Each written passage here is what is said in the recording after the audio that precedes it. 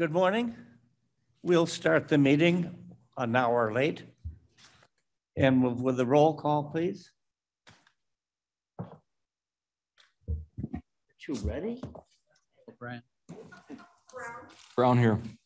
Ross. Copy. Leonard. Sanchez. Sanchez here. Allen. Allen, present. Good morning. Kenyon. Yes, there. Kirog. You have a quorum. You call Shepro?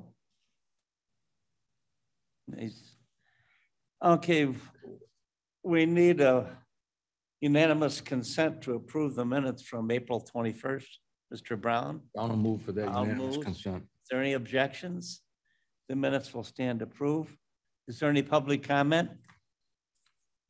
I want to make a comment on, this trouble over in Ukraine. Ukraine is the 4th largest corn exporter in the world and the 5th largest wheat exporter. And 10% of the world's grains come from over there. Now that doesn't bother us. And it doesn't bother Russia because we make enough to eat, but it does really impact Africa, people like Egypt. And this is screwed up on more than just the lives of those poor people, but this is politics at its worst. We won't have a Northern Illinois presentation because her youngest child just graduated from preschool school, and we're interfering with that. So we will jump right into Steve Arnold's report.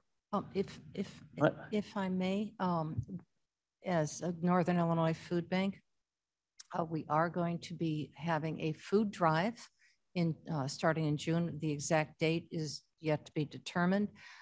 It'll be voluntarily participated within Kane County's employees. So we will update you appropriately as soon as we get all the detailed information. So we're working closely with Northern Illinois Food Bank to make that happen. And we will have, we have ordered a small whimsical trophy that will be handed out annually. So you'll have the bragging rights to get the trophy, whatever department wins for the most amount of food. Then you can keep it for 1 year, kind of like the Stanley Cup. It'll be transferred over to the new winning team the following year. I think you'll find it quite delightful. And the food will be weighed probably on a weekly basis to accumulate the needs. So I'm looking forward to some friendly but robust competition. Thank you. Any comments or encouragement? It's great. They need our help. Now we go to Mr. Arnold. Thank you. I want to follow up first of all on what Mr. Chairman said about grain exports from Ukraine and the challenges with that region with the war and the ports, especially at Odessa. Egypt, I believe, became the first country to ban exports of wheat. And if others have not followed yet, I would expect to see that happening. And we are looking at, on a global scale, a food crisis, and especially in Africa. So as part of that, many of you may have read or seen on the news that President Biden was in Kankakee County a week ago today. And one of the things that he talked about was expanding some of the risk management tools for farmers, and particularly to encourage double crop production, which is the planting of soybeans after winter wheat crops, to hopefully expand that. One of the net effects of that is expanding that in northern counties. And the further north you go, the higher risk you take planting soybeans after a wheat crop, because the further north you go, the later in the summer that the wheat is harvested. So it doesn't give the soybeans as much chance to mature. I've given everyone 2 handouts. The first is from the National Ag Statistics Service. It's Illinois crop progress and conditions. As of Sunday, 55% of the corn was planted in Illinois and 38% of the soybeans. The 5-year average is 70% and 45%.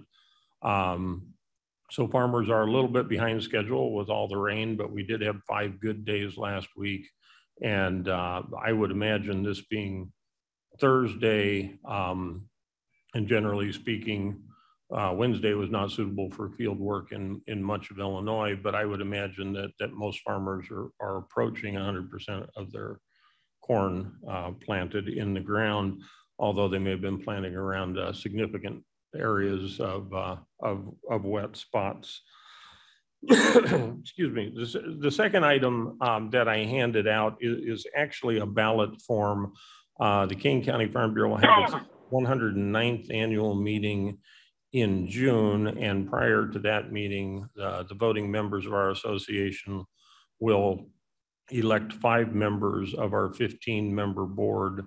2022 is the first year ever that we are doing at-large elections. So we have 6 candidates for 5 seats on the board, and the ballot info that was distributed to you will be part of the mailing that goes to those voting members, along with an annual meeting notice and an election ballot. So that is for your information. I gave Ms. Lewis a copy of our Kane County Farmer, which all of you on the Ag Committee received. We talked primarily in our May issue about 18 scholarships that are not-for-profit foundation awarded to college-bound students with interest in agriculture careers. The other thing that I guess now is historical, that same foundation had its first drive-through barbecue of the year a week ago to raise funds for those scholarships. And we'll be doing that on the second Thursday of each month at our location on Randall Road through the 13th of October. So if you don't have dinner, don't make dinner plans for the second Thursday of each month, and drive by the Farm Bureau. You don't need a reservation. You can pick up a pork chop or chicken barbecue. A few other things. Next week, we will be participating in a dairy farm tour, Blankitis Holsteins in Campton Hills for 126 fourth graders. In the first full week of June, we will have a teacher-only farm tours on June 6th, 7th, and 9th as part of a Summer Ag Institute. As I told you, we will have our 109th annual meeting in June with director elections a part of that. And I believe that's all I have to report, Mr. Kenyon. Is anybody else welcome at the Blankitis tour, or just the fourth graders? Fourth graders. Volunteers, anybody that wants to commit a morning or an afternoon, that we will have a 3-hour morning session and 3 hours in the afternoon. And we do have a need for basically chaperones as we divide them up into small groups and lead them to a half a dozen or more information stations set up on the farm and around the cows. A comment that, and it's always amazed me, Blankitis' farming operation is right in the middle of a subdivision of developed area, and his neighbors like him. And they can't come over. When was our last tour there? It was before the pandemic, 19 or? I believe so. Yeah. Mm-hmm. And the neighbors get along. I mean, that says something for the way they manage their farm and the neighbors, because there is just a slight odor.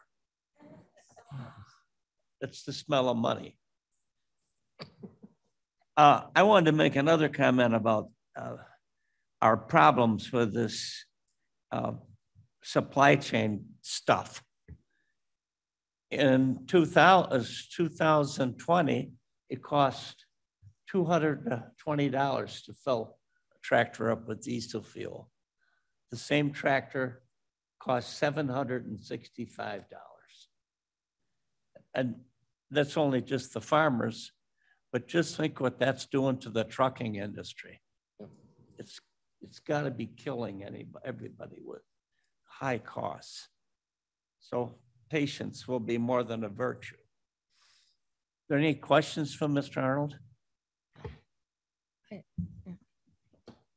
Oh, Mr. Brown. I do have a question. Steve, I'm just interested in you discussed a little bit the wet weather we've had and all, and how they've had to plan around the wet spots. But yet, according to this sheet from USDA, we're still below average, or below average on the amount of rainfall we've had. Yeah, it doesn't jive with our memory of March and April, but we are below average rainfall for this time of year. And if I had printed out charts of subsoil moisture, we're down about 20% from typical on subsoil moisture. That's interesting. So it was the frequency of the rains in the spring of 22, not so much as the volume of rain that just, well, who didn't feel like we were living in Seattle most of the month of April. The other question I have is, I've always wondered, and now I guess it's a good time to ask, how does the USDA get this information on how much of the crop has been planted? Do they rely on the farmer to report that daily, weekly? How accurate is this? How do they get this information? In the words of Jim Psaki, I'll have to circle back. I have asked the same question myself. Apparently, I didn't listen very well to the answer as to how they conduct the surveys. I'm sure it's a survey of farmers, and historically, the market believes it to be accurate, but exactly what methods they rely on, because the market I'll research that and get back to you. Futures on the crops that are in the ground. Right. Absolutely. Please. Thank you. Oh, Mr. Kobe, just give me I have a quick question. So yes, the price of gas is impacting everybody right now. It's incredibly high, highest that we've all seen. But going forward, we know that Ford, other manufacturers, automobile manufacturers, are looking at having a full electric fleet by 2030, from what my knowledge is on that. How are we doing with farm machines? Are they looking at having electric tractors? Are they solar powered? How is industry being responsive to this change? Or is it able to? On June 2nd, our solar farm will be the ribbon cutting in Burlington. And that's a 15-acre farm that the state of Illinois allowed at those times. Surprisingly enough, we had 3 of them, our family, it was okayed. And one, like a mile down the road, Commonwealth Edison just couldn't get the job done. And it's right at the base of that power line that went across. There is an electric tractor being made, but the extension cord is just terrible. And just to follow up. Just think of the battery you have to have. No, and that biofuel, do you have access to biofuel? Is that being used now as well to take it away from diesel? Well, you know where the Fairlife farm? Yes. That's how they run their farm. Biofuels. They make biofuel gas from the manure to power their trucks and tractors, but there's only a few people that do that. It's out there. It's out there, but it's not an industry standard yet. No, it won't be standard yet. Did you see on the news when the Russians came and stole a bunch of tractors from Ukraine? They just took them back to Russia. But when they took them home, John Deere had shut off the computer and you couldn't make them work. They had effectively disabled them. Wonderful. I wouldn't do that to Russia myself because they'll be back with a vengeance, I'm sure, to John Deere. That's one of the things that happens. They can change, they can disable them, which is pretty cool. Oh, I would agree. I would agree. I'm sure that agriculture industry, though, it's highly sophisticated. And some of them. well, I think Caterpillar and John Deere will probably change their technology on new tractors, or maybe even adapt it to other tractors, existing tractors. But they're working on electric tractors, and well, we have electric trucks now. Mm-hmm. And we're going to have an electric school bus buses. here. I say they're doing that, Mm-hmm. but it's not overnight. No, not at all. Not at all. Mr. Arnold? If I can address that, agriculture's role largely in renewable energy it has been both in biofuels production and adoption of biofuels, whether that's biodiesel or ethanol, but also the land uses for generating solar energy and wind energy. And I think that on the technology and the regulatory side, much of the emphasis has been on emissions, just as it is in the transportation industry for vehicles that are powered by fossil fuels. Whether it's practical to see production equipment that's used in remote locations like tractors and combines to be powered by electricity, I think remains to be seen, but it's a completely different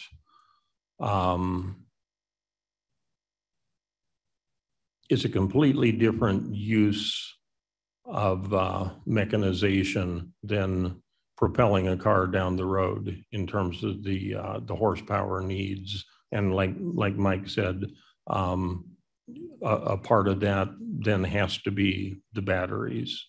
And it's well above my pay grade. By the way, the ingredients for the special metals from the batteries, one of the largest exporters is Russia. So it is a global world, and we are dependent on each other. Are there any more questions of Steve? Okay, we'll have Copy, please. oh, Mr. Colby. Yes, sir. Good morning, everyone. This question is somewhat existential to whether or not the Ukraine gets planted or not, or to what extent. We're looking at a 50% reduction in planting, then this is a serious concern and futuristic in nature, but it is a warning. In the farming industry, we are not out of the woods. The cows have not come home, and the chickens may come home to roost eventually, to use some cliche. The point is that weather in the farming industry is the predominant factor of the rate of production. And if and for an example, we've had a very cold and wet spring.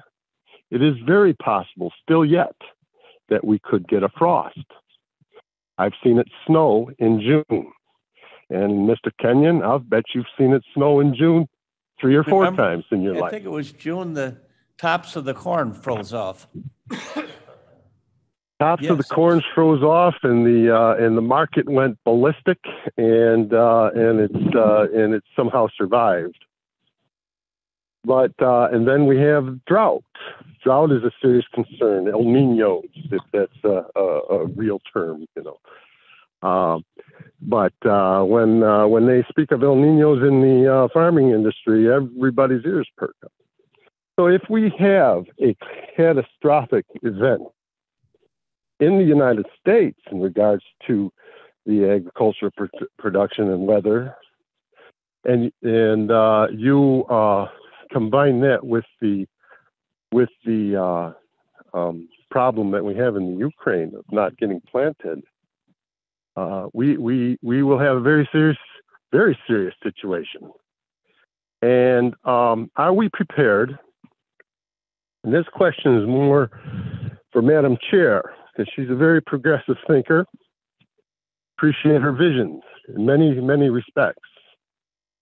Are we prepared to meet the demands at the time, similar to we stepped up to the plates with the COVID pandemic and our vaccination sites? Are we prepared to do a mass food program, prepared food for people to get a meal for the day if it comes to pass? I don't like to be a naysayer. I know I'm reaching out. The norm has been we've always had plenty of food. We live in the food basket of the world, but there will be an extreme pressure throughout the globe to take control of that food. China, Russia, they're already on record for making those moves in regards to Ukraine, and similar to Stalin, when Stalin was dictator, he could care less if the peasants were able to produce a crop or not. And is that same mentality? Is that partial to Putin's thinking? Does he really care less that the farmers don't plant their corn and their wheat and their beans for all of Europe? Is it possible? I think it is. It's it's obvious almost. We've only got a couple more weeks to get the crop in, and after that, it's a very serious problem. So that's the question, it's not quite a question. It's a picture. It's a vision of what we may have to consider in the very near future, is how to feed the population on a daily basis, one day at a time. Thank you very much for listening. Oh, thank you. I want to say that yesterday was my son's 20th wedding anniversary, and we had to go to Jamaica for the wedding. So that meant I wasn't home to plant or anything. But when we came back, we were still planting, because that 20 years ago, it was that wet. We had not finished planting. We'll make it through it. But, this is why our federal government takes a lot of pain to make sure the farming industry is strong and can hold up under the strains. Madam Chairman. And just to follow up, Mr. Copey, right now the county has no power to provide food, but we do have the opportunity to ensure that we provide the resources. The food drive is one of those that we can help with that assistance. We can all do that individually. There is great poverty. There is a great need for food within our community, and not just within discrete pockets, but throughout the county. So we're going to have the food drive in June. That does not preclude us from having another food drive before the school starts. And then again for the holiday season. That does also not preclude us from considering if we want to, through ARP money or through another venue opportunity, to do a financial contribution to the Northern Illinois Food Bank, who then distributed to the individual food pantries. But as far as direct service of food, direct preparation of meals, as you know, Kane County government does not have that capacity, but we can assist those who may have that capacity. We will move on now to Matt Hansley. You ready, Matt? I'm ready. Or more than Had ready. plenty of time to get ready. All right. So back in February, I announced that we had received some funding to do a market assessment of the livestock market and livestock farming in Kane County. And so since then, we've been doing some research and looking at literature publications to get a better understanding of the market, what livestock farmers are dealing with, and then getting ready to then recruit a consultant that we would be working with to do the actual assessment. So this is just kind of part of the due diligence that we're doing leading up to that. So today, I just want to share some of the data and some of the highlights of the literature that we've been looking at. So these are some statistics from USDA. This is another from a publication by their National Agricultural Statistical Service. And it's just a look at Kane County as well as some neighboring counties as it relates to livestock cattle populations. And Kane County is pretty comparable to Kendall in terms of livestock or cattle populations. You'll note that Kendall and McHenry are a little bit bigger. And I should note too that the totals, that doesn't include what's considered the feeder cattle. So feeder cattle are cattle that's not yet mature for slaughter and processing. So this just kind of gives a sense of what that cattle population looks like as of May of last year. And opening that up a little bit further to include some other types of livestock. It was interesting to note that hogs and pigs is the largest population, the largest livestock commodity in Kane County. And you'll see in the next slide that that's reflected in the sales. Followed by cattle and calves.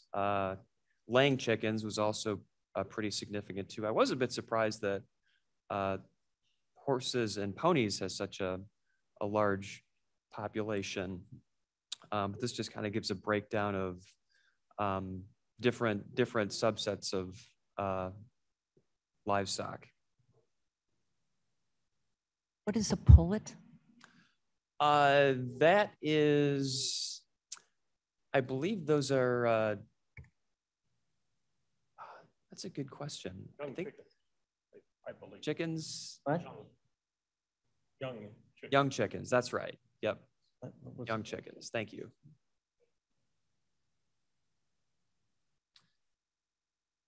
So these are some sales figures for different sectors of livestock.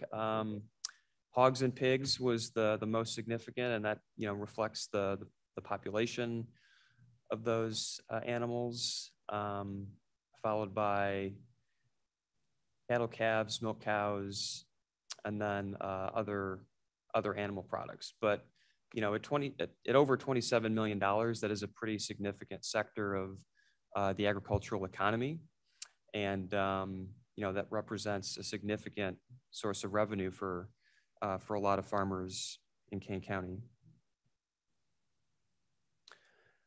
This is a snapshot of a USDA monthly report. They put out these different reports for different commodity types, and it's a comparison of commodity beef and different types of different cuts of commodity beef with grass-fed beef. And so this just illustrates that The grass-fed beef does command a little bit higher of a price premium.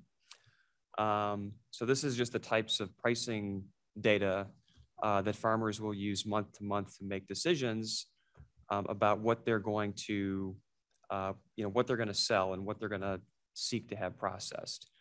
There was a similar report that I found for pork that showed commodity pork versus grass-fed pork, and the pricing between those two was closer. So there wasn't as much of a distinction between grass-fed pricing and commodity pricing. So every commodity is different.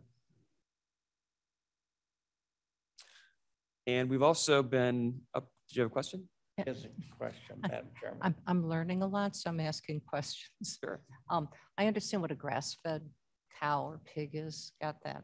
What's a commodity? I believe that's a combination of grain and grass-fed. A lot of times cattle will be, finished with grass. But grass-fed means that it was exclusively raised on grass as So opposed they're out to. in the pasture. Correct. Yes. Pasture raised. Okay, thank you.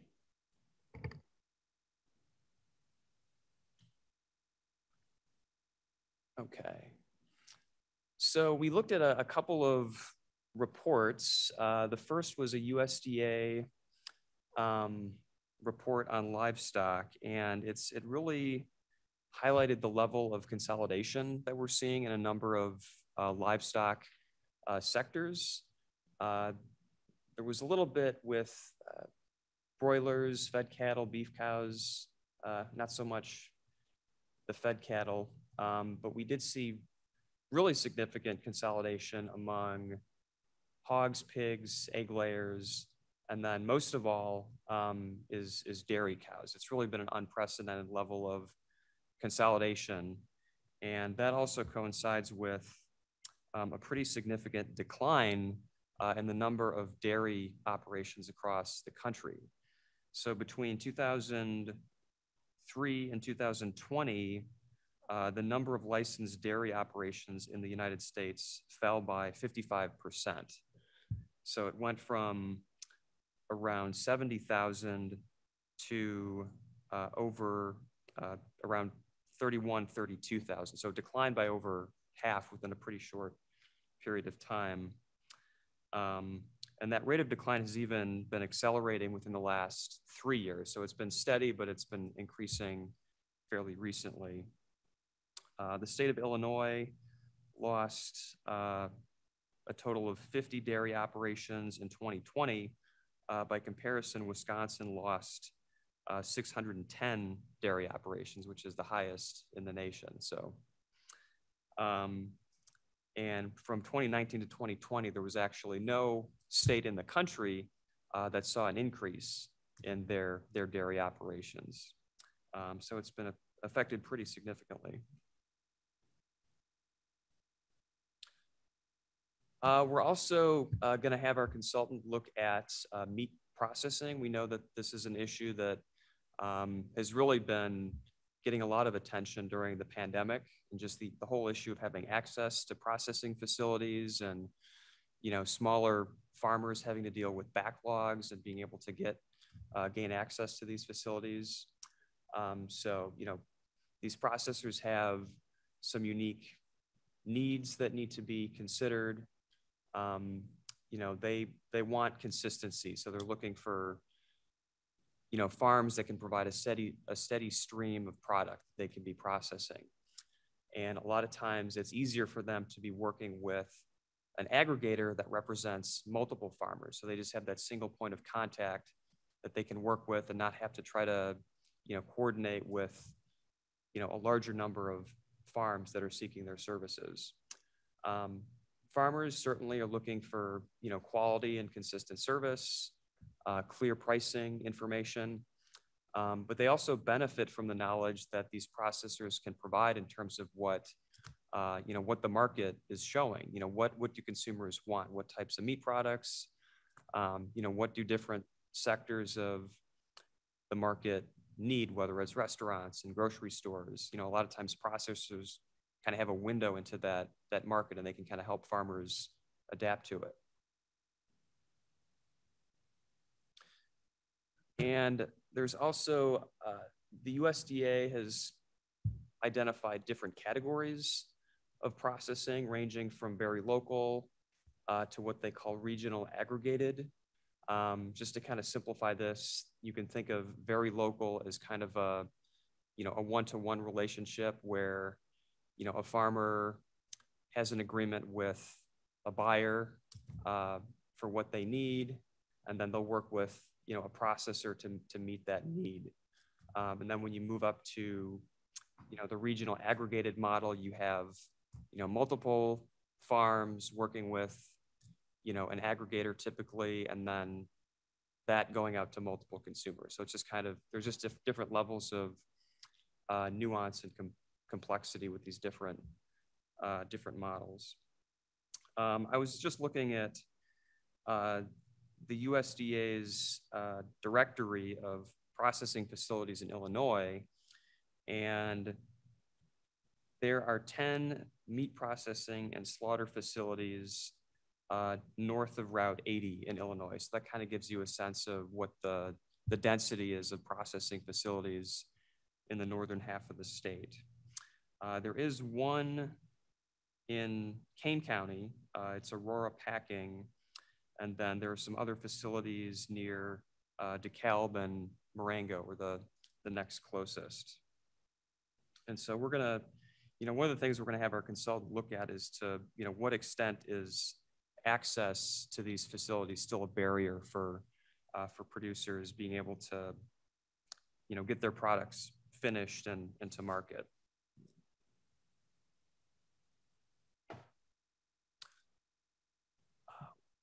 And there was the other report that we looked at.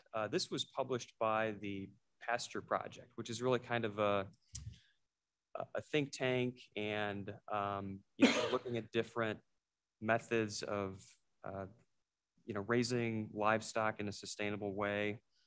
And they published a report looking at Illinois specifically, and pointed out that some of the challenges include the loss of infrastructure. So that includes, things like perimeter fencing, access to wells. A lot of these things just kind of go by the wayside if a farm does not continue as a livestock operation. So that infrastructure just kind of, deteriorates and is lost. And then the other challenge is that there has been just a general loss in knowledge. You just haven't had that industry knowledge being handed down between generations. That includes things like animal husbandry, stockmanship, fence construction. These are all important skills for livestock operations to be successful.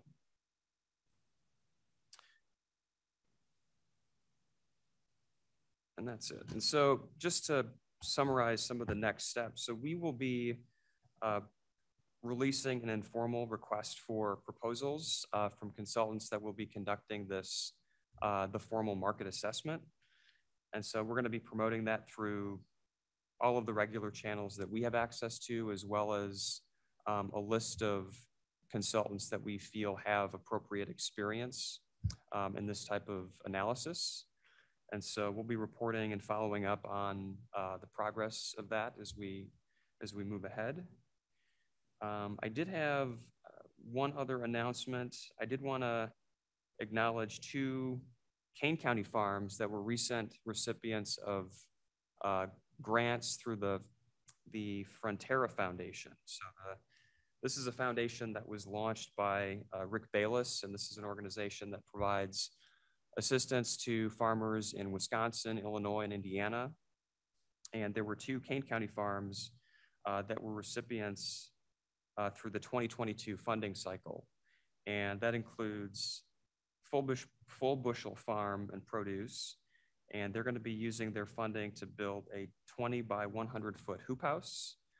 And Garlic Breath Farm is going to use this funding to construct a farm stand for their garlic operation. So we're really happy to see some of those those local farmers taking advantage and being able to expand their operations.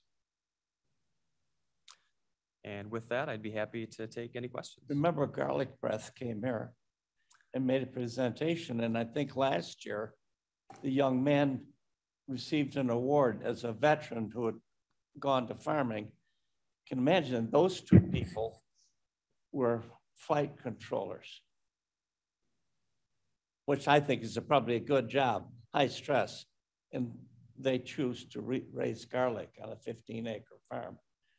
So it's a lot of work, so I take my hat off. Mr. Brown. Thank you. Brown speaking. Just a comment. You mentioned Aurora Packing being one of the facilities in Kane County that does slaughtering and packing of meat. I don't know if you're aware of this or not, but from what I understand, they're doing a very large reconstruction of their facility.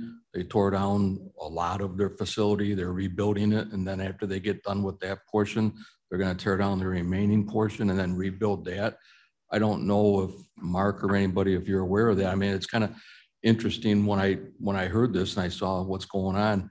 It's a major investment in their production, and it's to hear that, you know, if they're making this kind of an investment, they're here to stay for a while. And I found that really kind of interesting that a slaughterhouse along the river in Aurora is making that kind of investment to stay. So it's only high-end beef.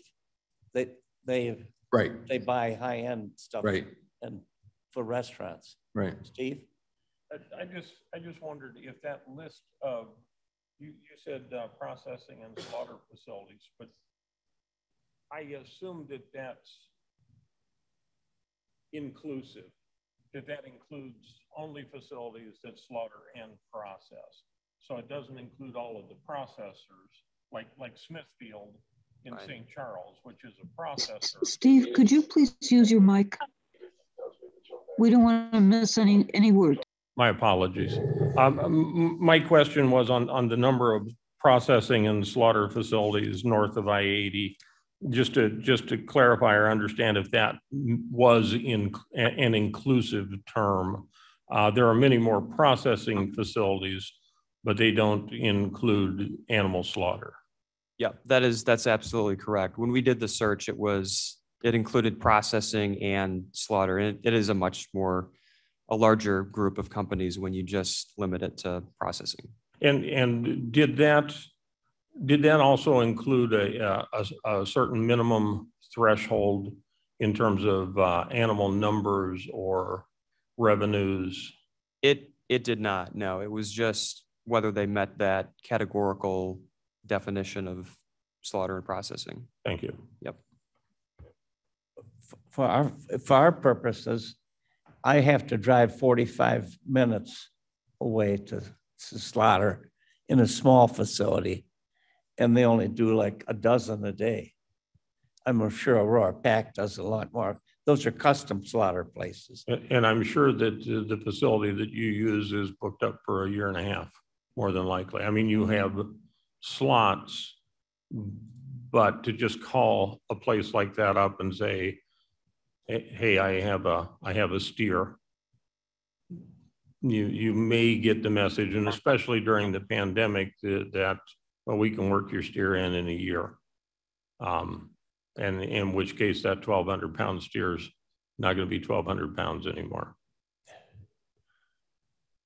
So there's a niche when you retire from the county, you and Mark could open a slaughterhouse, a little one, and take care of the needs. Is there any other questions? Is there any new business? Oh, a question? Yes, ma'am. Not a question. I do have a question. I'm asking for your consensus on this matter. And Savannah, I hope you can help me out because I didn't bring the paperwork down regarding the prints with the frames. We received generosity from Steve and the Kane County Farm Bureau, a series of farm prints. They're lovely prints. And we'd like to get them framed. When you accept a gift, I believe you have a responsibility to have the gift displayed as presented, and we cannot display them yet because they're simply prints. I don't want to put a thumbtack on the wall or Scotch tape to put them up. So I had sent Savannah, since she's highly skilled at this, literally, and she went to Michael's and got an estimate on the frames. We took that estimate and we did go to purchasing and asked them if they had a relationship with any framer, which they do not. And they assured us that the price that was able to be acquired by Savannah in an estimate was an exceptionally good price. I believe it came out to about $150 per frame. Is that about right? So total cost, 159. 159. That's why I'm asking her for help with this. I think the whole of the frame of the farm prints came out to about $1,400. Is that correct? Correct. Yep. So I'd like to get your consensus, this committee's consensus, so that we have it in the budget. There's no issue with not having it in the county budget, the county board budget, but I'd like to get your consensus to move forward with these, getting them framed so that they can be put on display. Mr. Brown, you want to take care of that? Sure, I'll move for consensus. Alan, second. Alan seconds. Is there any discussion? And so we don't really vote, we just agree to support that. So you have our support. Thank you very much. So I can now send Savannah out and get the task completed. Thank you. I want to mention that this is National Mental Health Month. And I know the agriculture community is doing a lot because we farmers keep everything bottled up. So, and even with people we know, if you see somebody that needs help them find it. It's there, but it won't find you. Is there anything else to come before the committee? I'll move that we place the reports on file. Unanimous consent. Seeing no objection, that's soon. Now we need a motion to adjourn. So moved. Mr. Brown moves to adjourn. Caius, you want it, Caius? No. No. Alan seconds. All in favor, say aye.